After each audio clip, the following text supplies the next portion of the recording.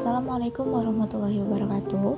Saya Endah Ratna Komala, mahasiswi semester 5 jurusan Komunikasi dan Penyiaran Islam dengan NIM 12240200033. Kali ini saya akan membahas mengenai etika dakwah. Video ini ditujukan untuk memenuhi tugas ujian tengah semester mata kuliah etika dakwah yang diampu oleh Ibu Dr. Umi Halwati SOSI MAG. Berikut pembahasan yang akan saya paparkan. Oke, bagian pertama yaitu pengertian dan ruang lingkup etika dakwah. Etika berasal dari bahasa Yunani yaitu ethos yang dalam bentuk tunggal mempunyai banyak arti, yaitu kebiasaan, adat, akhlak, watak, perasaan, sikap, dan cara berpikir. Dalam bentuk jama yaitu taeta, yang artinya adalah adat kebiasaan.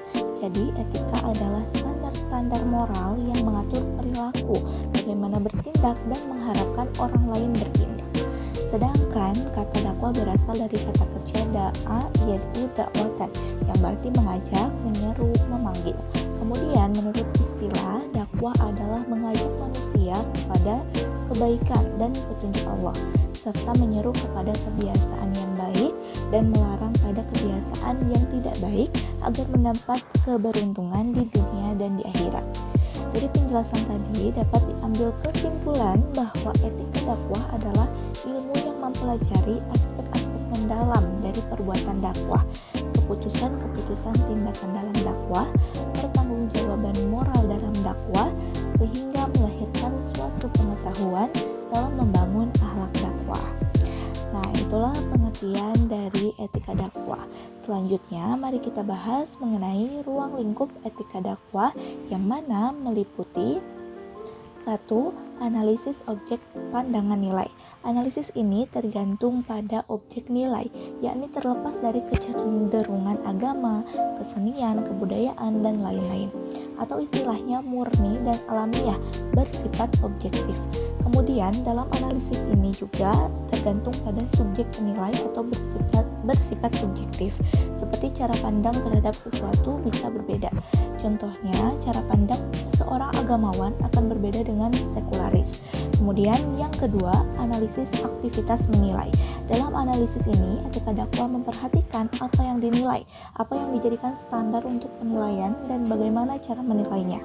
Untuk etika dakwah sendiri, objek penilaian fokus pada perbuatan dakwah, seperti pada da'inya, mad'unya, manhaj, wasilah, maudu atau madah, dan al-qasdunya. Juga etika dakwah menganalisis standar profesional da'i, meliputi kepiawaian dan keahliannya. Kemudian, standar ilmu da'i, meliputi wawasan dan pemahamannya. Lalu juga standar kepribadian dan akhlak da'i, meliputi tanggung jawab, komitmen, kesetiaan, keadilan, kejujuran, dan lain-lain. Kemudian ruang lingkup ketiga adalah analisis perbuatan dakwah. Hal ini menyangkut aspek zahir dan batin. Dalam hal ini, gerakan fisik juga dapat mencerminkan motivasi, kehendak, hasrat, kebiasaan, watak, dan tujuan.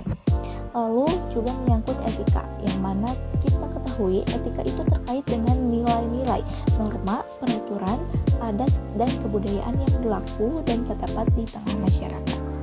Itulah pengertian dan ruang lingkup etika dakwah. Selanjutnya kita akan membahas mengenai landasan etika dakwah. Terdapat 4 landasan etika dakwah, yakni yang pertama landasan teologis.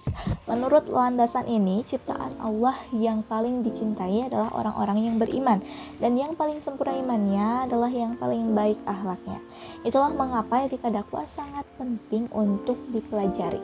Dalam Al-Quran, hal ini dijelaskan dalam surat Al-Qalam ayat 4 yang berbunyi, Bismillahirrahmanirrahim, wa innaka la'ala khuluqin azim.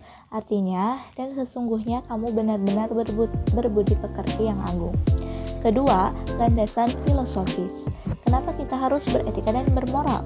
Menurut pandangan filosofis, 1. Karena manusia terdiri dari beberapa unsur, yakni terdapat dari benda hidup, nafsu, akal, dan moral. Moral digunakan untuk mengendalikan akal dan nafsu. Kedua, karena manusia berakal, maka perbuatannya selalu dinilai. 3. Karena manusia mempunyai tanggung jawab terhadap dirinya, keluarga, masyarakat, negara, dan kemanusiaan. 4. Menurut Immanuel Kant, keunggulan manusia ada pada moralnya. Dan yang kelima yaitu etika sendiri merupakan bagian filsafat ilmu, yaitu aksiologi yang mengkaji aspek nilai dan norma-norma dalam melaksanakan dakwah. Kemudian landasan yang ketiga adalah landasan historis. Etika dakwah dikenal sejak 2003-an di Fakultas Dakwah dengan nomenklatur mata kuliah etika dakwah. Etika juga bagian integral yang tidak terpisahkan dari bagian filsafat ilmu dakwah, yaitu aspek aksiologi. Keempat, landasan sosiologis. Landasan ini menyoroti 1. Manusia adalah makhluk sosial yang hidup bersama-sama dan moral mutlak berlaku bagi manusia dalam hidup bersama. 2.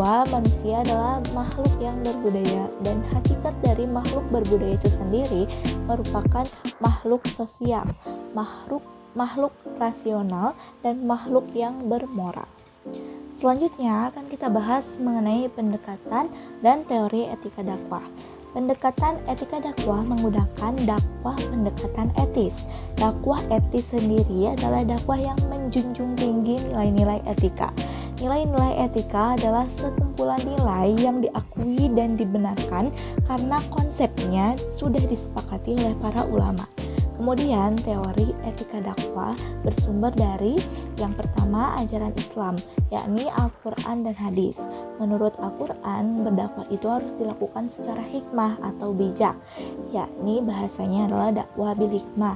Kemudian dengan pengajaran yang baik atau dakwah bil mau'izah hasanah, dan dengan perdebatan yang terpuji atau dakwah bil mujadalah. Kedua, sirah nabawiyah, yakni mencontoh cara dakwah Rasul. Ketiga, penafsiran dan pemahaman para ulama. Menurut Yusuf Qaradawi, dakwah dilakukan dengan melihat kepentingan dan kebutuhan, memilih dampak atau bahaya yang lebih ringan bagi kepentingan dakwah itu sendiri. Sedangkan menurut Ibnu Miskawayh, etika adalah keadaan jiwa yang melakukan perbuatan tanpa pikiran dan perenungan. Sikap mental tersebut terbagi 2, yaitu yang berasal dari watak dan kebiasaan serta latihan-latihan. Kemudian, teori keempat berasal dari kebiasaan positif yang tumbuh dan berkembang di tengah-tengah masyarakat. Selanjutnya, pembahasan keempat kita akan membahas mengenai norma, urf, dan jenis-jenisnya. Norma sendiri adalah aturan atau pedoman yang mengatur tingkah laku manusia dalam kehidupan bermasyarakat. Jenis-jenis norma meliputi pertama, norma agama, yakni norma yang berdasarkan pada ajaran atau kaidah agama yang bersifat mutlak, sehingga jika dilanggar akan mendapat sanksi yang berlaku di masing-masing agama. Kedua, norma hukum, yakni norma yang berdasarkan pada aturan hukum yang berlaku di suatu negara maupun secara internasional agar terciptanya ketertiban, keadilan, dan keamanan di suatu negara. Ketiga, norma kesusilaan, yakni norma yang berdasarkan pada hati nurani yang menghasilkan akhlak bagi seseorang yang kemudian dianggap baik dan buruk. Keempat, norma kesopanan, yakni norma yang berdasarkan pada tingkah laku yang berlaku di masyarakat. Biasanya berkenaan dengan bagaimana seseorang harus bertingkah laku yang wajar dalam kehidupan bermasyarakat. Lalu, apa yang disebut dengan uruf? Urf sendiri berasal dari kata arofa atau al-ma'ruf yang berarti sesuatu yang dikenal atau diketahui. Urf menurut bahasa adalah kebiasaan yang baik. Menurut fuqaha, urf adalah segala sesuatu yang telah menjadi kebiasaan masyarakat dan dilakukan terus-menerus, baik berupa perkataan maupun perbuatan. Landasan urf dalam Al-Quran terdapat dalam surat Al-A'raf ayat 199 yang berbunyi, Bismillahirrahmanirrahim, Khudhil afwa wa'mur bil urfi wa'arid 'anil jahilin. Artinya, dan suruhlah orang mengerjakan yang ma'ruf dan berpalinglah dari orang-orang yang bodoh. Ayat tersebut dapat dipahami sebagai perintah untuk mengerjakan sesuatu yang telah dianggap baik sehingga menjadi tradisi dalam suatu masyarakat. Seruan ini didasarkan pada pertimbangan kebiasaan yang baik dan dinilai berguna bagi kemaslahatan.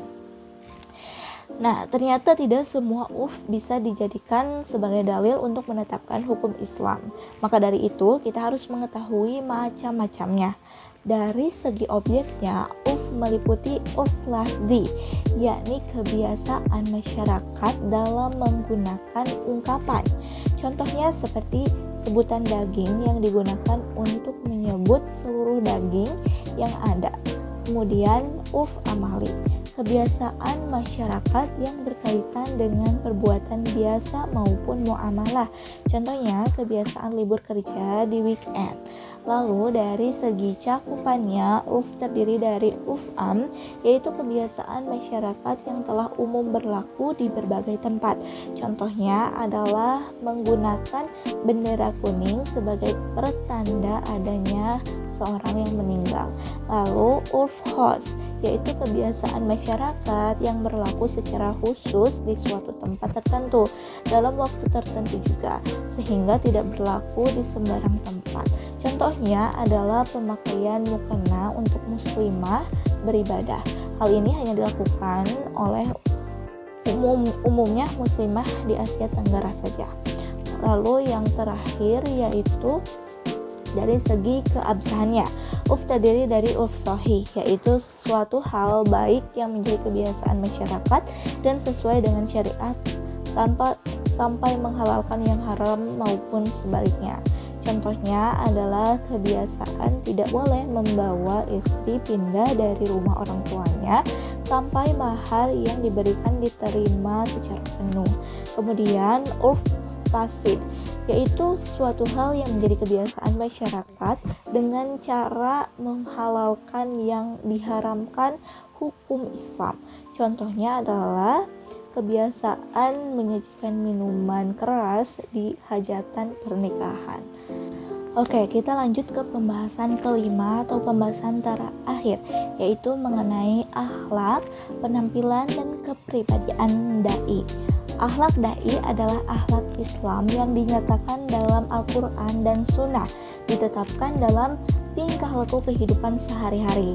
Misalnya, perkataannya sesuai dengan tindakannya. Hal ini dibahas dalam Quran surat As-Saff ayat 2-3.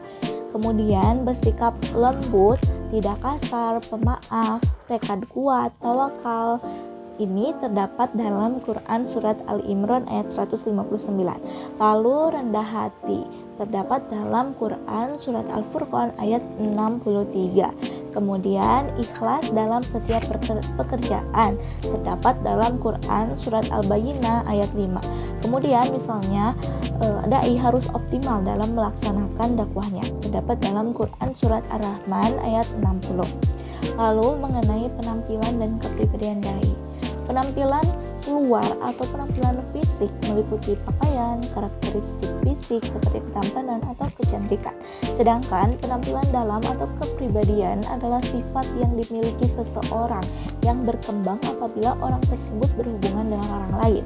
Pengaruh penampilan fisik bagi seorang dai dapat menyebabkan ia mudah diterima. Oleh sebab itu, seorang dai perlu merawat fisiknya dengan cara berolahraga misalnya, atau dengan mengatur pola makan dan menjaga penampilannya. Juga harus memperhatikan penampilan busana agar terlihat rapi dan serasi, menyesuaikan busananya dari peci sampai sepatu, dari kerudung sampai sepatu misalnya, agar mad'unya tertarik, suka, dan akhirnya semangat dalam mendengarkan dakwah. Nah, penampilan luar dan dalam ini berpengaruh terhadap keberhasilan dakwah, sebab pada dasarnya jiwa manusia cenderung dan tertarik dengan penampilan yang indah dan baik. Penampilan dalam atau kepribadian seorang dai juga sangat penting dalam menentukan keberhasilan dakwah, sebab keberhasilan dakwah tergantung pada dai sebagai penyampai dakwahnya. Kepribadian ideal seorang dai adalah terbiasa ramah seperti senyum, salam, sapa, sopan, dan santun. Kemudian mampu mengendalikan emosi dan tidak ekstrim dalam bertingkah atau dalam melakukan suatu tindakan, kemudian membiasakan bertutur kata yang baik. Apabila seorang dai berpenampilan yang baik lahir dan batinnya, maka ini akan menunjang keberhasilan dakwahnya. Sebab mad'u cenderung lebih mengikuti apa yang dilihatnya daripada apa yang didengarnya. Sekian yang dapat saya sampaikan. Terima kasih atas segala perhatiannya. Wassalamualaikum warahmatullahi wabarakatuh.